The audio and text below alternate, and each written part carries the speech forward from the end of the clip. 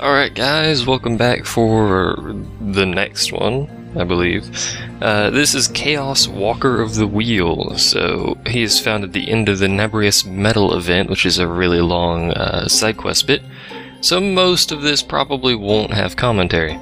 However, let me actually start the video here.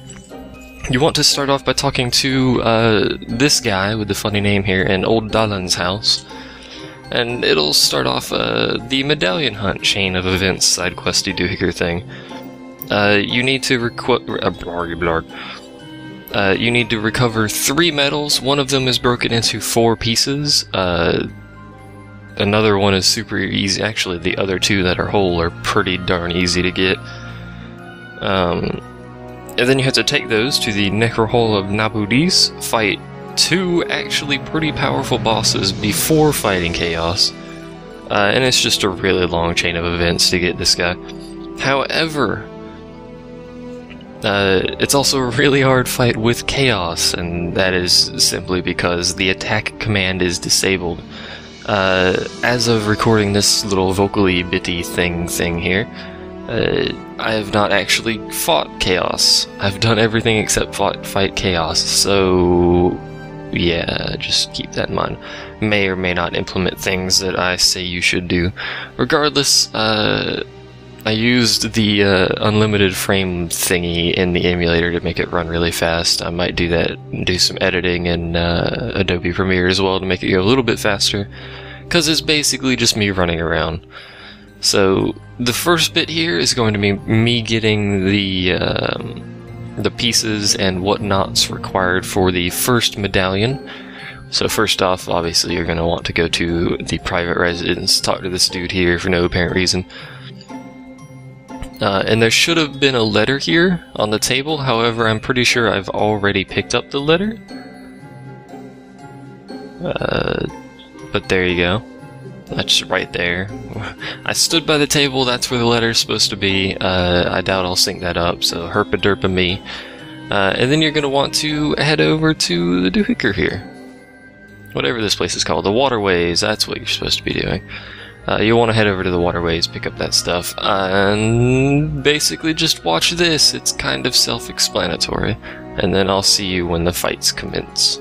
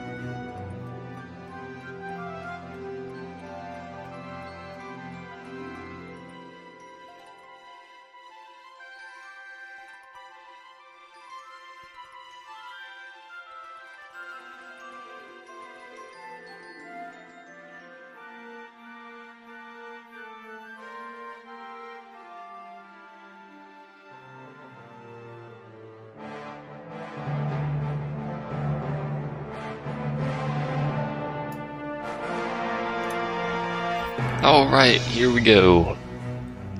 This is the first of the fights, and this would be the Medallion of Love area, so there you go. And you'll fight, I believe, Fury is his name in this area, and this guy is really, really fast.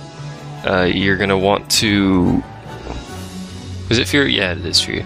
You're gonna want to keep him going as slowly as possible. He innately has pretty high speed.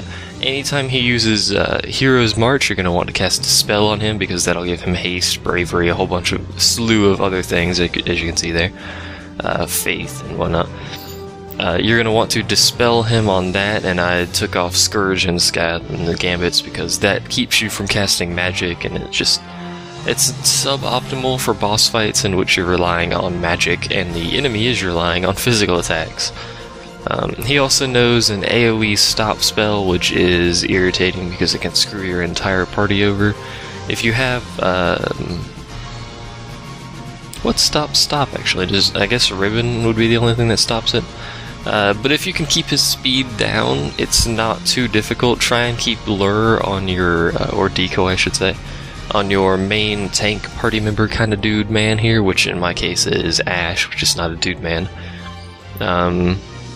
And I like to actually use Berserk in this fight, so I'll have the other two people supporting the tank, and then I'll just cast Berserk on the tank, or use a potion or whatever to give Berserk. And then just use that for the straight DPS, and you should take Fury out pretty quickly. Just remember to have someone dispel the little bugger every time he gets, whatchamacallit, Hero's March up. And in the last bit of the fight, he will have Berserk status. You can take time to dispel it, but he'll just get it back a couple seconds later, which is kind of irritating. Of course, you could just keep him in an infinite loop of that if you really wanted to. It would probably take... well, you could probably get away with just one person constantly casting Dispel, but, you know. So that fight's over, and the next fight, after I derp along here and go to the wrong door like an idiot, is... what's his name? I completely forgot his name now. What is his name? Oh, we're about to find out. So for this fight, he is, he's got some AoE, he's got some raw power, but he's not as quick as Fury, which is beneficial because he has far higher base strength. But he again, just like Fury, becomes more difficult as the fight goes on. You're gonna start off the fight basically in the same way as Fury. I used Protectka in this fight because, quite frankly, he does enough damage that I'm worried about having to half it. Now you'll notice every time he does that AoE spell, it actually cures Ash, and that is because also you'll want to have black belts. I forgot about that. Just so you know, because that is an AoE disable, I think. I think that's the spell to disable. Either way, he has a disable, which is bad. But that's because she has the Dark Shield, or whatever it's called. So she absorbs the Dark Element. So there you go. So she can basically sustain her own health most of the time. You do have to keep in mind that she does have Protect on. She's still taking, 500 to 1,000 damage. So keep that in mind. Keep Bubble on her. Try to keep her from getting horribly murdered. It happens periodically. He's got giant sword spikes on his knees. It's kind of a thing that happens. But this fight is way longer than Fury, mainly because the dude has a bajillion hit points. I don't know exactly how many he has, but regardless. Also, Scourge is really good in this fight because it will cause HP sap, which actually does affect this guy, so it will greatly increase or decrease the amount of time it takes to kill him. Also, it's the fist into ground attack that's a disable. It's also immobilized, as it turns out. So there you go. Keep an eye out for that. And for future reference, if your tank gets stopped or disabled, I'm pretty sure they lose lure or decoy. Just keep that in mind. The end of the fight, he will start attacking faster. Just if you don't have HP sap on him now, it should be on him. So go ahead and put that on just to help you out, because most of the time you'll end up being blocking from, and this is why this boss is bad, because he can hit, 10, 11 times combos pretty frequently in the last bit, probably last quarter of his health. And then he'll shrink down and then scurry off and get killed by his own sword. So there you go. Now for the actual fight with Chaos, which I've not done as of recording this. As I mentioned, the attack command is disabled in that battle, so you'll have to rely on magic and techniques. And he also has some Chaos Jets that accompany him. They cast Silence. Whoopity-doo. I guess if you're using techniques, that'd be bad. Which, it's actually easier to use techniques in this fight. So, regardless, the 4 Chaos Jets are each of your elementals, so you'll want to kill them quickly at the beginning of the battle. You'll want to use Soul Eater, which is a really good technique that I don't think I've actually shown to you guys yet. Regardless, though, it's a really good technique. You take a little bit of damage and deal a lot of damage to the enemy.